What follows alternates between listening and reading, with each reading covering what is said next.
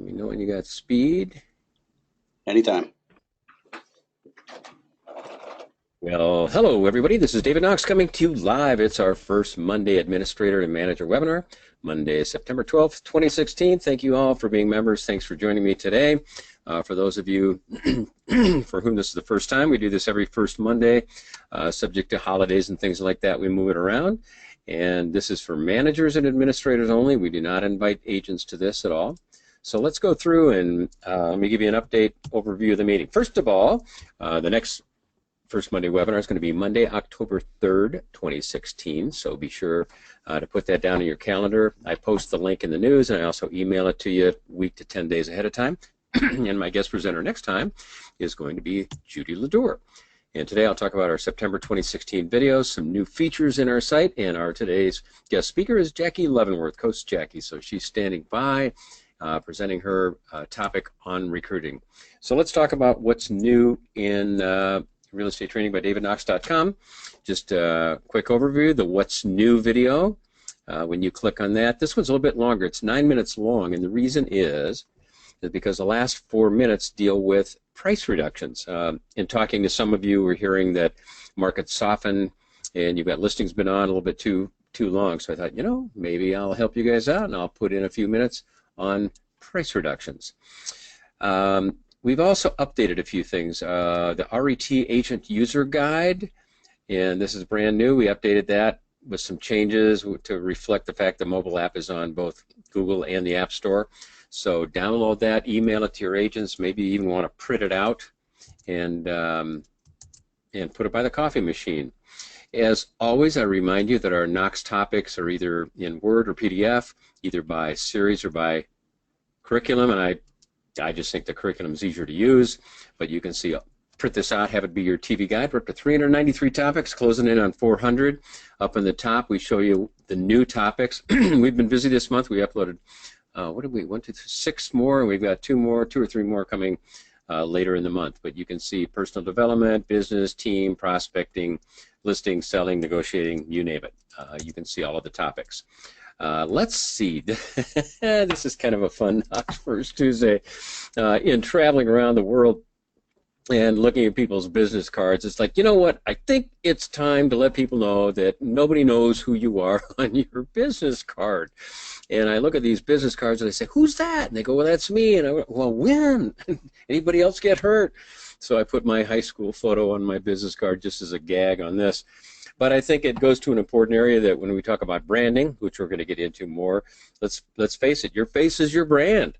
And if people get to know you based on your business card and they see you in person and you're 10 years older, it's not good at all. I want to make sure I look better on my business card than I do in person. So we go through some ideas on updating your business card, and of course we discuss, how are business cards still important today? I think they are. And how do you make a good business card?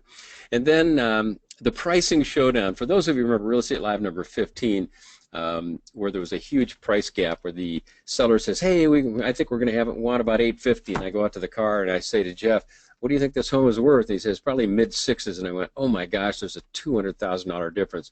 This is going to be a fun video.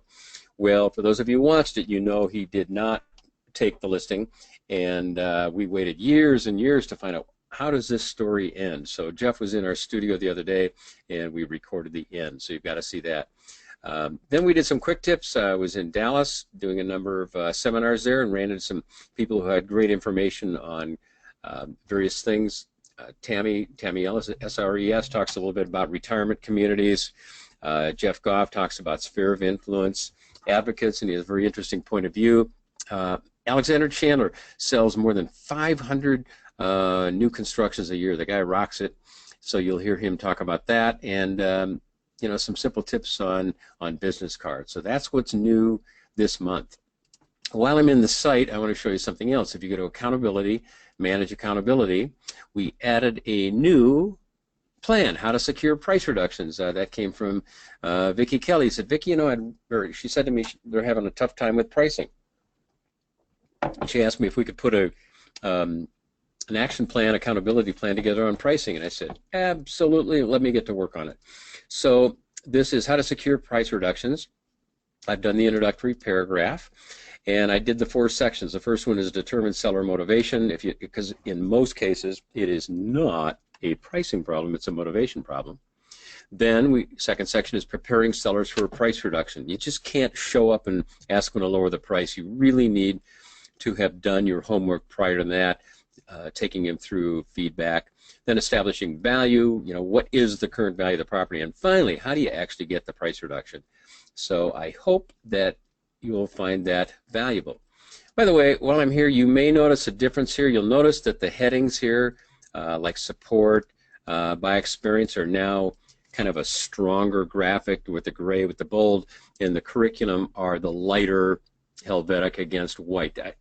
That's how this site should have been years and years ago when we put it together, and so we finally reversed those. I just think it's a much better, more elegant look. So I hope you like it. I just think it's easier to find things. So as I mentioned at the end of the What's New, I go through some ideas on how to get a price reduction. I showed you the welcome or the agent user guide. We also have a welcome. This is brand new. Let me go back to this site. Here's what I'd like you all to do. You go to Manager Resources, and right here, RET Welcome User Guide. I just did this on September 6th. This is a very, very, very complete PDF that takes you through everything from the very first login to uploading your logo. It goes through adding users both manually and through a CSV file, different roles like sub-administrators. This is really good for those of you who are brand new. I know we have some people on today that are our new subscribers, so this is for you. In fact, those who've been around with us for many years, I think you'll find it a nice collection of all the information you need to use our site. And I know I'm wailing through this, and it reminds you to Skype me in. Gosh, I've got a lot of Skype meetings set up, and the agents love that. I love it. It's fun. They get back in and watch the training, and then if you get to the last few pages, it's our accountability plan tutorial on how to customize the plan. So be sure to download that and check it out. Website upgrades, I showed you we reversed the menu graphic elements. The progress reports now allow sorting. So once again, let's go back to the site, close out of the PDF, go to enrolled agents, progress reporting. So if you click on the heading of your progress reports, it'll sort by progress, sort by name, sort by email. So that was a request from one of our members. We've done that for you. Next, we had a request that when an agent is going through an accountability plan, that when they're in it, that the player should open in a pop-up window right in the accountability plan. Let me just go here and let's just check it out here. Oops. Sorry about all the steps here. We'll log in. And frankly, I'm checking at our programmer whose goal was to have this done today. So when an agent logs in for an action plan, they go down and they click on a video. Let's see what happens. Nope, it still goes back to the player page. Anyway, this is the behavior that it's had for a while. So hopefully in the next few hours it's going to get it so the player opens up in the accountability plan instead of taking it back to the main window. So obviously we've got some work to do on that.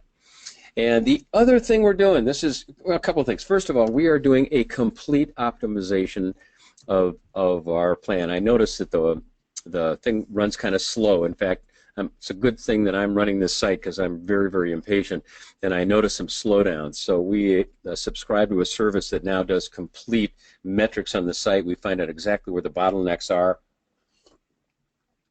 and we're able to fix them. So we're in the process of changing some of the libraries and all kinds of the back end. But the next thing we're going to do over the next weeks, and it may be a month or two, is a complete redesign of the site. We're going to start at square one with a white piece of paper and redesign both the marketing homepage for prospects, but also while we're doing it, we can completely redo the inside of our site. So the reason I'm telling you this is I would like to know from you, what would you like to see? as you've gone through the site? Are there things that you go, oh, I wish it did that. I wish I could do this. And if you can tell me some of those things, we're going to design it. Now, right now in this webinar is probably not the place to try to do that, but I'm going to try something very quickly. I'm just curious if anybody has anything that just comes to mind that we should be considering. I'll just do a pause here. In fact, I'll tell you what, I'm going to ask two questions, and I'd like you to type in the question area. Question number one is, what first comes to mind on your wish list in a redesign of the site? And question number two, who would like to be an advisor? I would like to get a group of administrators, managers together and maybe do a telephone conference or a webinar conference and allow you to be our committee that helps redesign that. So if you have any ideas that come to mind, type that in. And then second thing would be who'd like to help out. Okay, okay, Bree said we're pretty new, still trying to figure things out, so no advice yet. Well, actually, those of you who are new have a very interesting view. Because you're seeing it for the first time, you have a really interesting experience, because if you're looking for something or you can't find it or something doesn't work the way you expect it to, actually that's the kind of information that helps us redesign the site. And I think if you have to look for something, there's something wrong with the site. It should be very, very intuitive.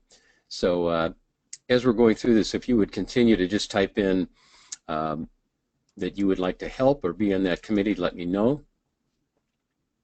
Thanks for doing that, because this is a chance to do the whole production. The new accountability plan, how to get a price reduction, I already showed that to you. But there's one other challenge that I have, and that is the accountability plans that you clone are static, not dynamic, which means once you clone it, you have taken a snapshot of the plan, and it becomes a fixed accountability plan.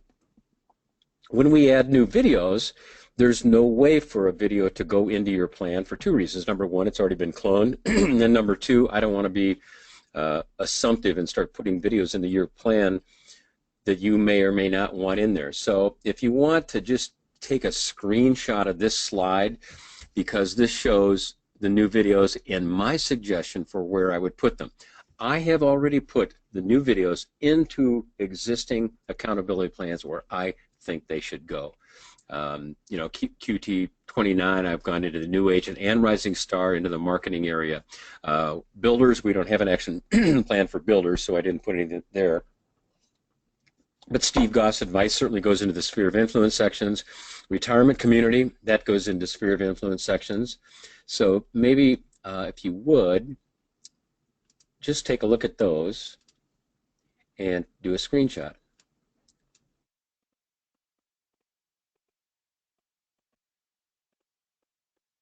So again, just to summarize, for those of you who have current action plans, take a look at the new videos and decide where you think they should be. I also would like to remind you that we have a sponsor area. It's we had a couple people express interest in that. So when you log in and you go to settings, settings again, right here is sponsor area. And if you click on that, it opens up a rich text editor. Now when you see it for the first time, there'll be 3 links in there that you can delete. But if you don't know how to work with the rich text editor, make sure your IT person gets in there, because it's pretty easy to mess it up. But once you're in there, you can go to the rich text box and it opens up all the link information, and that's where you upload your logos. People say, well, what is the benefit of this? The benefit is 2 things. Number one, oops, I better go back. You got to save it. By the way, I just reminded myself you have to hit save or the change doesn't take hold. So we go back to your main page, and I've just got some fake logos in here. This might be one way to pay for your training. If you have a local title company, insurance, sign company, think of all the people you do business with that like to get in front of your agents. Maybe they pay you a monthly fee for sponsorship, so that'll cover your subscription fee. I've got some companies that say, well, we don't want money from them, but what we do want is to keep our affiliated businesses in front of our agents. So you can put their logo up that way, and I've got this set where you can also make it a hyperlink and take them right to your sponsor. So I hope you find that helpful. And now I am excited to announce my dear friend, Coach Jackie Leavenworth. Jackie and I go back, I don't know how many years, but a lot of years. And she is one of the more respected presenters in this industry. She's got a resume that just goes on and on. In fact, I've attached it. I've attached it because it's so big. There's so many things that she has done, and this is some of the overview. And I've been a senior CRS instructor. I came out of the CRS ranks quite a while ago. And Jackie's been doing seminars all over the place, and I know you're busy, Jackie, so first of all, are you there? I am here, David. Can you hear me? I can hear you just fine. I just need to switch you to make you a presenter, so I'm going to do that now. Right. And thanks for joining me, Jackie. How are you doing? I'm doing great. How are you? I'm fine. I'm so happy to be here, David, and so happy to be with all of you out there. I wish I could see you, so just picture me waving right at this moment. And are you ready for me to take it away, David? I am ready, and so everybody, please meet Jackie Leavenworth, and Jackie, please meet all of our members. Good to be here. It is very good to be here. And I'm thrilled to be here with the managers, brokers, owners. I love this leadership topic. And when David asked me to do this, I said, well, how about who's driving the bus? And know that bus is just sort of short for business. Who's driving your business? And this literally goes back for me to when I was first a real estate manager. So I'm going to take you back to 1988. I was licensed in 84. I became a manager in 88. And I remember sitting with my owner, and I said, well, okay, so how do we set our goals here? And he said, all right, so here's what's going to happen. You're going to bring every one of your agents in, and you're going to do goal setting with your agents. And they're going to tell you what they expect to earn next year. And you've got all of that information, and you take all of that information, and you look at what they did last year, because, you know, what they say may not be what they really will do. And he said, so you'll have sort of your own numbers in your head too. And, you know, you add all that together, and that pretty much gives you your vision of where you can go here. And I remember going home that night, and I thought, now, wait a minute. If the agents are going to tell me what they want to earn, and then I look at it, because like, I've just got to tell you guys, I was the most difficult agent to goal set ever. Because my first year in the business in 1984, my manager actually said to me, you know, what do you want to earn next year? I said, I don't have any idea. I mean, frankly, folks, I thought $1 million producer made $1 million. So I was in quite shock, a bit of shock, when I found out that $1 million producer made $10,000 in 1984. So I told him, you know, I said, you know, what do you think? He said, you could sell a house a month, Jackie, with no problem. He said, I've never seen anyone so excited to go out and just work hard. So I think you can do a house a month. I said, great, that's 12 sales. How much will that earn me? He said, oh, somewhere between $9,000 and $10,000. And I said, oh, okay. So I told him my goal was $10,000. In my first year, I made nearly $25,000 agent side income. And he brought me in the next year and asked me what I wanted to earn, and I said $10,000. I've been thinking about this. He said, why would you want to earn $10,000 when you earned almost $25,000 last year? He said, I've never had a new agent produce like that, ever. And I said, well, I just don't want to disappoint myself.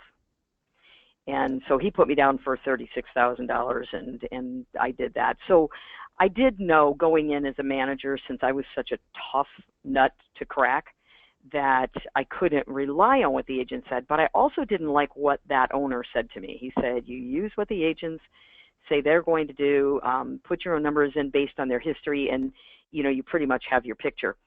And I thought, who's driving that bus? I mean, this shouldn't be just what the agents are looking to do. This should be what I want to do. So I started studying quite a bit here, and there's Stephen Covey, begin with the end in mind. And I thought, do I want to begin with the agent's end in mind or my end in mind? And I decided that it was my end that I wanted. And so I started looking at that, and actually the book Good to Great, I hope all of you have read that. And if you're not a big reader like that, literally you can go to Kindle, and I think it's 99 cents. You can get the summary version of Jim Collins' Good to Great, and I would absolutely do that today.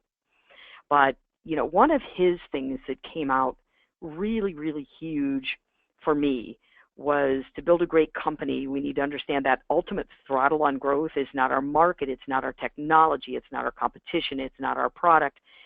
The one thing is the ability to get and keep enough of the right people.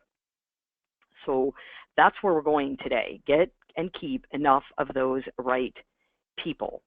And when I look at getting those right people, I think of the NFL draft. So rather than recruiting, I almost looked at it like a draft. And I need to draft the right people on my team. I then need to keep the right people on my team. And since we've got this short little window on the webinar, I decided that what I would do is break down this draft principle into 3 topics and give each of you a very solid system, if you will, of going about these 3 ways of drafting people into your office. We're going to look at economic drafting. We are going to look at demographic drafting and geographic drafting. And I'll give you a tool for each of those 3 so that you're literally looking at doing a very intentional, very definitive drafting or recruiting into your office or company. And it was at that moment in time when I decided that I wanted to be very definitive and very intentional on who I wanted on my bus, that it changed the entire environment that I was dealing with. It was great. So let's look first at the economic needs of the office. And I have a tool that we came up with in the early 1990s, and we called it our office ultrasound. Now, the office ultrasound simply means that we began to recruit in a way that it strengthened the heartbeat of the office. And so I developed a tool that is very, very simple. You will see it here. This is Microsoft Excel. And this tool is so simple. And it literally, if you look, you take the left side column, and that is the company dollar generated by agent. So this would be an annual report. And I am amazed when I am out coaching and counseling brokers, because I work with a lot of the smaller brokers who say, Jackie, I just want help with this or that. I'm amazed at how many brokerages do not know their actual company dollar by agent. They have reports all over the place of how much the agent earned, but I'm really concerned when I'm looking at a broker's picture of how much that broker is earning by agent. That's what's really important to me.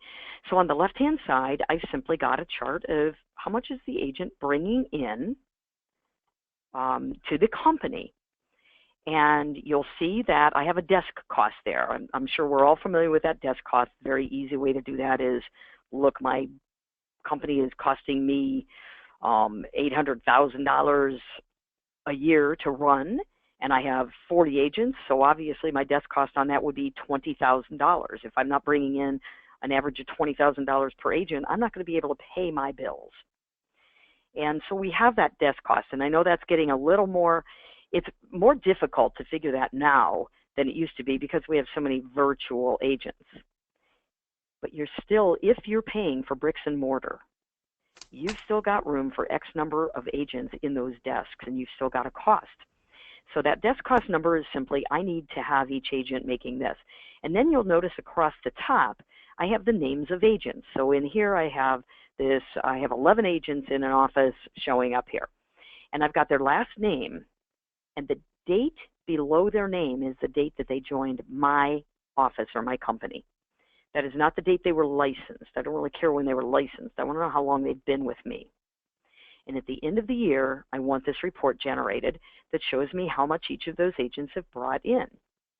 And if you look at this report, I've made this one pretty simple here, that in this report, we show that 3 out of the 11 agents are literally profitable for me.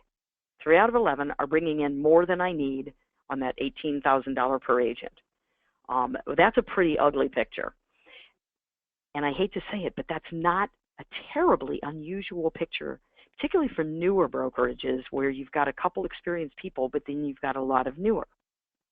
Because we find the newer people are taking, sometimes 2 and 3 years to get up above that profitability number. Well, the challenge, when you start looking at it this vividly and this graphically, the challenge with this chart is, like, what happens when LeBron James goes to Miami?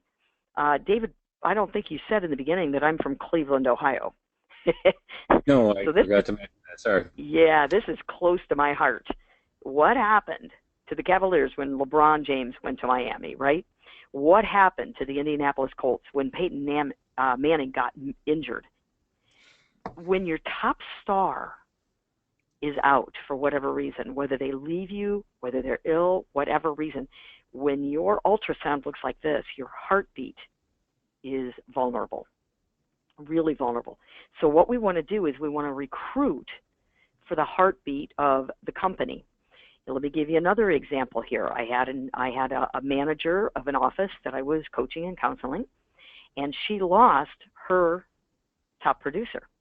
This top producer was doing $13 million a year. So all of a sudden, what we had to do was recruit to replace that. And we had to literally start going through the MLS to replace that. Now, here's what we did. In my opinion, if you look at this chart, I personally am not going out after a lot of those $100,000 people, because right now, that $100,000 producer is going to be a team person. And I think that we all know and understand at this point that teams, we don't make as much on teams. We're probably getting less because of that team payout that's going out there, but we're getting in return for that a lot of volume on listing inventory, etc. So that's not necessarily my target. My target personally is going to be what I call the bread basket. That person who's out there making maybe that $30,000 for my company. And when I do the math on that, if I want to go out and pick up $30,000 producers, if I want a producer bringing $30,000 into my company, and let's, for example's sake, let's say that I've got a 70-30 split on average going on with my agents where I retain 30, they get 70 at that level.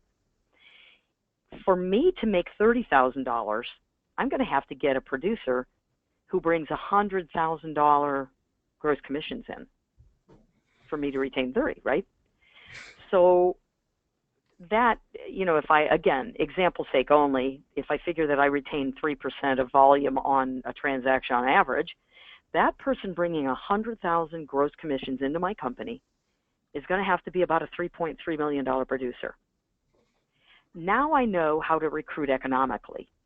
And by the way, the lady who lost that $13 million producer, I'm going to have to have about 4 of these $30,000 producers if I want to divide that up into that bread basket, that hefty middle that is so nice to have.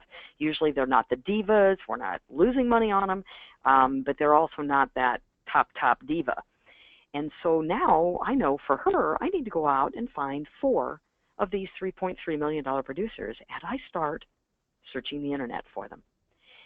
When I look at it this way, I can look at how many people I need, what production level I want, and then I can go study who in my marketplace is doing that kind of production, who I believe will also fit our culture, and we'll talk about that in a few minutes. So let's go from there to the demographic needs. The demographics, and we could go all day on demographic needs, on languages and things like that. But because of our short time together today, I decided to go for the generational demographic. And we've got the veterans, the boomers, the X's, the Y's, the Z's. It's actually getting confusing when you've been in the business as long as I have. Mm-hmm. It's confusing to keep them straight, right? So again, for these brokers that I counsel and coach, I've tried to simplify it with one tool. And that tool, again, Microsoft Excel. We simply take their roster, and on the left-hand side, we put the last name of every one of their agents. And then we made 3 columns: the 18 to 35-year-olds, the 36 to 50, and the over 50s. And we simply take our roster, put an X in their age group. And that simply breaks up my office into like 3s, right? And with Microsoft Excel, it's so easy because then I can just say, hey, sort by the over 50s or sort by this, whatever. When we sort by the over 50s, it is still pretty scary that a lot of offices still have a they're weighted in the over 50s. Those may be great producers, but they're going to twilight. They're going to go out. So a couple things that we can do here. When we look at this kind of a chart, it's very visual, and we can see that maybe we can take some of these over 50s and start creating a sort of a team and a merger with those 18 to 35s. They respect the wisdom, and they would love to learn, and they then can be the exit strategy for the older agents. It also gives us a glaring glimpse of the obvious, that we need to get young and get young quick, so that our company is not vulnerable to the aging side of that. So that's just a really easy way to look at demographics and in looking at the generations. The third thing I picked out was Geographic Needs. And this tool was so very helpful to me when I was managing, and I still use it when I'm coaching brokers. And this Geographic Need just says that I take my market area. For example, you can see here that I've got a home market area for me, Brecksville, Ohio. And we had this map on the wall. Now I've got happy faces. We just used like the little red push pins, and we put them into the map. We just glued a nice map to foam board, threw the pins in where our agents live in those areas. And it gave us a really great visual of where my agents live and where I'm not covered in that market area. So now I can go out and recruit to those areas that are in a price point I'd like to have, that are in one of the fast-selling areas that I'd like to have, and I know that I need to get out there and involved in my community in those geographic locations to find those people. Or I need to catch that trailing spouse on a sale that happened in that area where I don't have anybody covering that. And that helped me geographically sort of target who I wanted. And let me give you an example of a broker that I've worked with recently who we were looking at their geographic map and their pins, and we were also looking at the market areas that are really, really good for them. You know, they sell, they're in a great price point, we get a great, nice income from them, that area. And there was one area that they had tied up. Their market share was phenomenal in that market area. And I said, all right, who's selling that market area? Your market share is great. Is it one agent? Is it a bunch of agents? No, it's one agent. And she's had that area tied up. She has owned that geographic area as a farm for like 15 years. I said, great. So now we look at the agent. The agent is 62. And I said, well, are you looking ahead? Are you, as Wayne Gretzky would have said, are you skating to where the puck will be? What's that agent's longevity? Is she planning on retiring at 65? Because if she does, and you don't have an exit strategy in that market area, you've owned it for 15 years. But actually the agent has owned it for 15 years. Do you have a replacement recruit who can take over that area? Or do you have that agent, that 62-year-old agent, working with a younger agent who can help her through on this? So that's where the geographics come in. So we literally have economics, demographics, and geographics. And while there are a lot of other things, these make very definitive, very, very intentional geographic targeting. So let's go back to Jim Collins. He says the wrong people can't be motivated to do the right thing. So when we're targeting these people, yeah, it's a great line, isn't it? Yep. We got a lot of wrong people. We do. And I would say this, one bad apple can spoil the whole bunch. It really can. So we need to look at who's on our bus. We need to look at the people who are on our bus who might be that bad apple, and we certainly don't want to recruit a bad apple. So this hurts me. It hurts me to show this slide. But I want to say that we need to recruit and retain to our culture. And I have to throw this banner up there, the Cleveland Browns. There's probably not one person on this call who doesn't recognize the name Johnny Manziel. As much as the Browns have been hurting all these years, and I do believe in us, we are coming back, Johnny Manziel was not a good thing. That was recruiting to talent, but not culture. Let me say that again. We recruited to talent, but not culture. Johnny Manziel did not fit the culture and the integrity and the work ethic and the personal ethic of what the Browns needed. And that began to rub off on other players. We had other players who then liked that high life that he was living, and it rubbed off. And one bad apple was spoiling a bunch. So you don't recruit to talent as much as culture. You can, I can't teach integrity. I can teach skill. So we've got to be careful, which reminds me of the company Zappos. They're fabulous. And I'll tell you what, one of the things I learned from them, if you haven't studied them, I would go online and study Zappos. Look at their 10, I think, what do they call them, their points of integrity or something. And these guys, when I heard the story about them, where they will need a person and want to interview a person, they'll fly them across the country and pay for their flights. They'll get them in there, they'll wine and dine them. They will have them interviewed with the top employees and executives. So there's a lot of time and money being put into this interview. And then after they go back to the airport and fly home, Zappos executives will interview the cab drivers that brought those people from the airport and to the airport. And if that interviewee was not kind and polite and thoughtful to the cab drivers, they were never asked for a second interview, because that meant they didn't fit that part of their culture. Wow, I love that. Isn't that a great story? That's cool. I think the way people treat service people, whether it's flight attendants or waiters or waitresses or whatever, is a true test of character.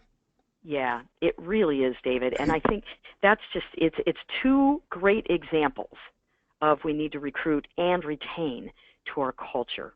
Get the bad apples off the bus. Don't bring bad apples on the bus. Be very slow to hire and very fast to fire. So my last Jim Collins note is this one. Greatness is not a function of circumstance. Greatness, it turns out, is largely a matter of conscious choice. So as brokers, managers, and owners, we have a conscious choice on recruiting, how we do this, how we go out and target and draft the right people on the bus. So I want to leave you with a last thought that is to become a talent scout. And I'm going to throw two movies at you, Kevin Costner movies. You might all recognize the title of the movie, Field of Dreams. And Kevin Costner had a motto in this movie, and that motto was, build it and they will come.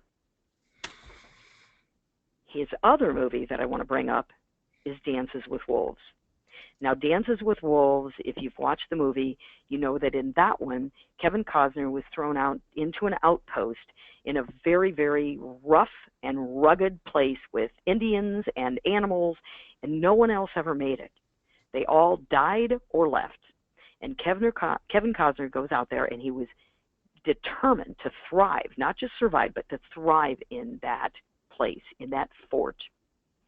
He didn't have a motto in that movie. So after I watched it about 4 times, I decided to make my own motto up for it. And my motto, unlike Field of Dreams, build it and they will come, my motto for Dances with Wolves was, if you want to eat, you better go find something and drag it back to the fire. And I suggest to you that you want to look at your recruiting style, your drafting style. How are you bringing these people on the bus? Do you think that because you have a great office, people will knock your door down? Maybe. If you've built a good enough office, they just might. I know Field of Dreams offices. The group in Fort Collins has been a Field of Dreams office where people knock their door down to get in. But most of us do not have a Field of Dreams office. The right people are not knocking our doors down. So what are you doing to literally wake up each day and say, look, I've got seats on my bus that are either being inhabited by the wrong people or I've got them empty.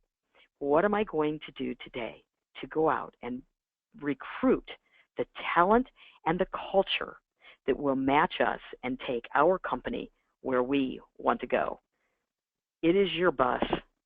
Enjoy your journey with the right people. So David, I wrap it up by saying thanks for having me. Well, Jackie, thank you very much. I'm going to switch me to presenter. I want to do a quick summary, and I want to put your information up. Thank you.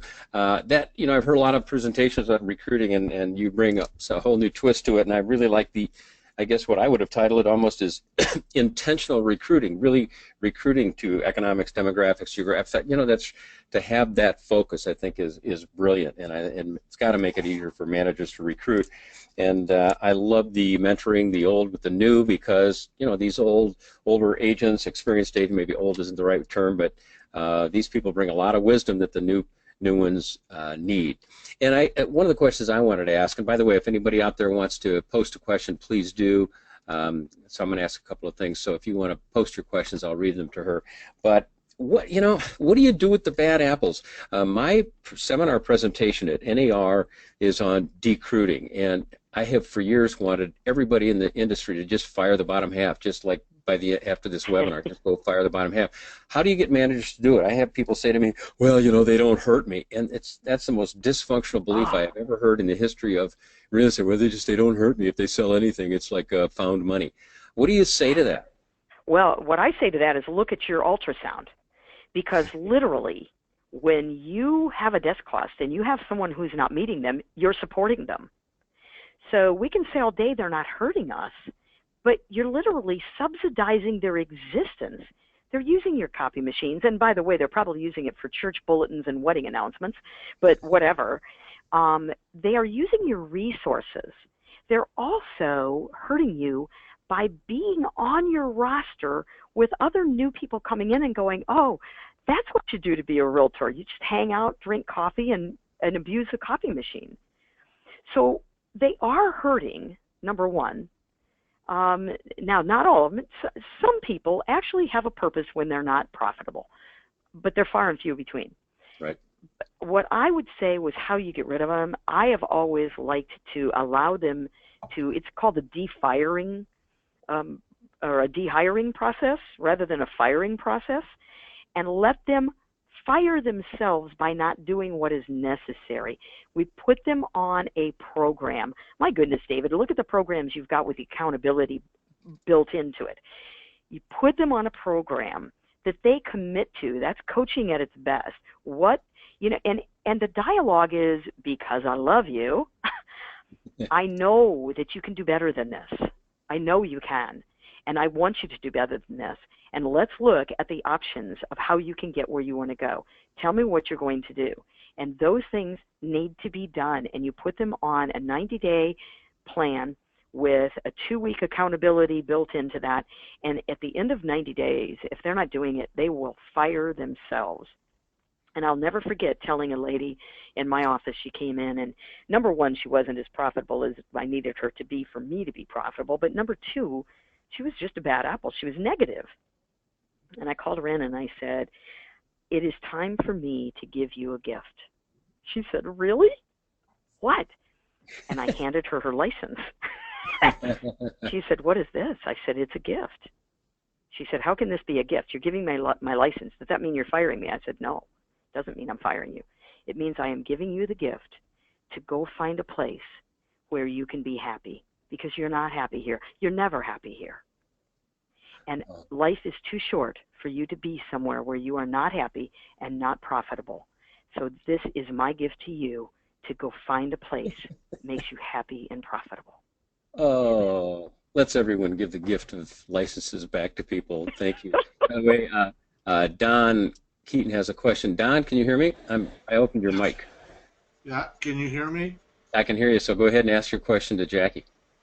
Well, my question was, why is agents' desk costs compared to the number of agents you currently have? I mean, it's almost like I feel like that's my responsibility to lower that desk cost by having more agents, or having fewer agents is my responsibility why they're so expensive. So if I said to an agent, your desk cost is $10,000 a year based on my expenses, and all of a sudden I recruited 10 more agents, then their desk cost would be half as much, which That's I don't. right. So I don't like that, because I'm the one who worked to get twice as many agents, not them. Right. And, that's a great question, Don. And the other thing about desk costs that drives me nuts, see, I don't necessarily think that you need to share the desk cost with the agent. I think it's a profitability number for you. You need where you need them. You know where you need them to produce, and you simply say, here's what I need for you to produce for me to have a healthy relationship, economic relationship. Now, what do you need? I mean, you can share that, but the desk cost, to me, the other silly part of it is that we take our expenses, divide it by the agents, and that becomes a desk cost. For me, what I did was took that desk cost number, and then I thought, well, okay, if my office is costing me $800,000 a year, I'd like a 10% profit built in. So that's $80,000, and then I started recruiting to that. So I didn't lower my desk cost and let it out there to people, but I knew what I wanted for what I needed to pay bills and what I wanted for profitability, and then I recruited to that number. I don't know if I answered your question, but I get it. yeah. And the challenge with desk costs today is we have so many virtual agents as well. So I know a lot of companies have literally taken a stance of having two desk costs, one for virtual agents and one for the agents who have desks, or part of their team has a desk and they're using the bricks and mortar. And then they have maybe capped or fixed fees for desks or whatever. And that's okay too, but personally for me, I'm not one to encourage virtual agents as much, because I think that the agents who don't come into the office, I think that we're lacking social glue. And when we lack social glue, we lack the rainmaking that goes on in the office, where agents are selling our in-house listings without even getting them on the market. You know what I'm saying? That's a whole nother topic. That's a great topic. And Yeah. I think in the interest of time, what I may do is wrap it up a little bit, and then I'll leave the mic. I'll stop the recording, but I'll leave us going. But first of all, you talk about that performance review. We do have a video called KMT 07 30-day up and out. So for those of you listening, that's the nice way to fire somebody. So take a look at that. And Jackie, may our members hire you to coach them? They certainly may, David. I speak to groups and I coach, so you bet. Either way, so you will do telephone coaching, or do you come to the office, or how does that work? I can do either, or I for the coaching, typically it is telephone coaching, and or, like you said, the Skype, the agents like it. I've done that with brokerages as well, and certainly I do personal appearances as well. So okay. I'd be happy to talk to anybody about what their needs are and then try to match something to that. Okay, I highly endorse Jackie. I know a lot of in fact, if I lost a seminar to you, by the way. Oh, you did? Yeah, Tennessee, I think, somewhere down there. But congratulations. I always like losing to the best. And so your information is up there so people can contact Jackie.